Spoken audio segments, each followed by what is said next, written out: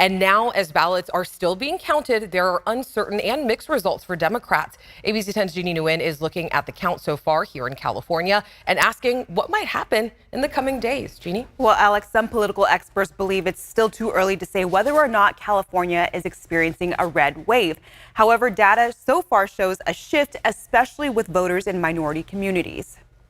I definitely think that it is a surprising result. With Republicans leading the race right now in the Senate, House, and Donald Trump projected to be the next president, voters seem to have made a statement nationally.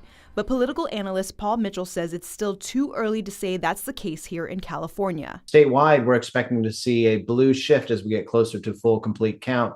And so to say now, like, hey, it's a red wave would be premature. Mitchell believes with more than 16 million ballots still to be counted, California should see a spike in Democratic representation. I would say odds are Democrats are going to pick up a couple of these House seats, even though literally at the moment we're talking, they are behind in all of them. Mitchell says the ballots that have yet to be counted are from a specific demographic. I think we're going to see more of the late vote comprise of younger voters, renters, minority voters, and those are going to break more Democratic. One of the key groups in California the GOP managed to swing are the Latino voters.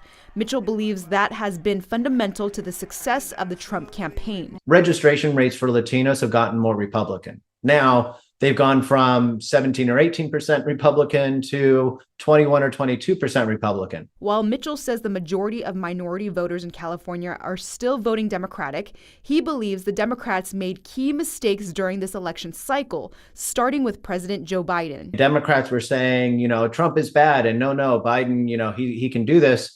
And then 100 days out, switched and said, oh, well, we mean Kamala. Well, now we guess Biden can't do it. Vermont Senator Bernie Sanders also chiming in, speaking about this today, saying in part, he's not surprised the working class has abandoned the Democratic Party, adding the American people are angry and want change, while the Democratic leadership continues to defend the status quo. But ultimately, Mitchell says the next few days will show California's continued support for the Democratic Party. That late vote looks to be very progressive and very democratic leaning, and will definitely shift these races 2, 3, 4, 5 points towards the Democratic candidates.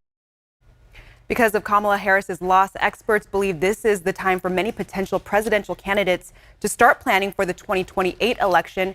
Experts believe Governor Gavin Newsom is definitely on that list.